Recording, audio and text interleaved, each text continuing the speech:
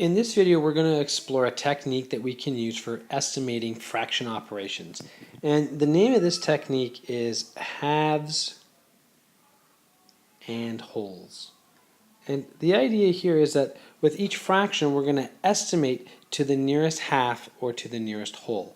So let's actually see how this works by using these two different examples. In the first example, we have 11 and 2/7 plus 6 and 5/6. So with the 11 and 2/7, we're going to decide, is this closest to 11, closest to 12, or closest to 11 and a half? Now, technically, 2/7 is closer to a half than it is to 0. So I'll estimate this as 11 and a half. And then we'll do the same thing with the 6 and 5/6. Is 6 and 5/6 closest to 6, closest to 7, or in the middle being 6 and a half? So 5/6 is pretty close to a whole, so I think that's probably closest to 7. And then we can estimate that 11 and a half plus 7 is 18 and a half. So our estimated answer for 11 and 2/7 plus 6 and 5/6 is 18 and a half. Now we'll do the same thing for our second problem, which is 5 and 1/6 times 3/7. And so 5 and 1/6, closest to 5, closest to 6, or in the middle. Well, 1/6 is closest to 0, so that makes that 5, and then times 3/7. Well, 3/7 is pretty close to a half, so 5 times 1/2. And we should be able to find out, times things by a half fairly easily. So 5 times 1/2 is 2.5, or we can write that as 2.5. In the second part of this video, we're going to look at a technique we can use to help us estimate with percentages. Now, the key to this is identifying what is 10% of a particular value as well as what is 1% of a particular value. So I just refer to this technique as 10 and 1. And so we'll do a couple of examples here. Now, the whole amount is always equal to 100%. So in this example, if 100 is our whole amount, so 100%, 10% of that is really just 100 divided by 10. So that gives us 10. And then 1% of that is the 10% value divided by 10. So that gives us 1. So we have a couple little shortcuts here. To go from 100% to 10%, we can just divide by 10. And to go from 10% to 1%, we can divide by 10. And remember, dividing by 10 is the same as moving the decimal place over one spot to the left. So let's do another example here.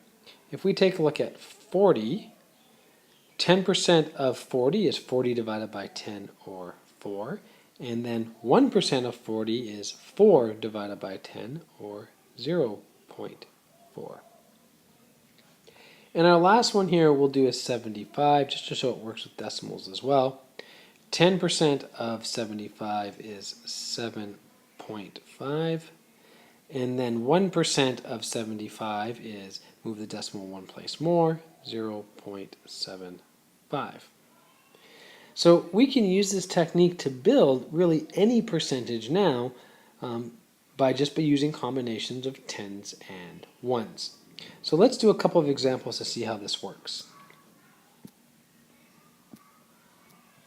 In our first example, we're going to find 15% of 30. And so the first thing I'm going to do is I'm going to find 10% of 30, and I know that 10% of 30 is equal to 3, because I'm just going to move the decimal place over 1.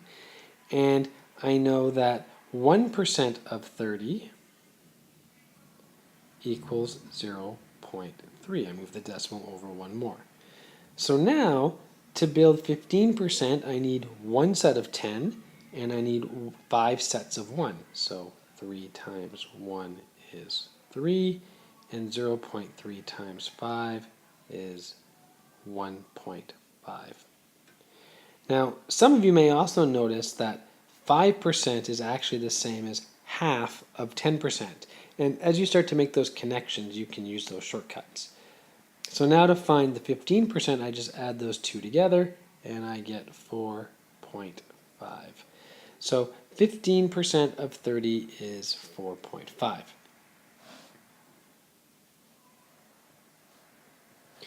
In our final example, we're going to find 32% of 80.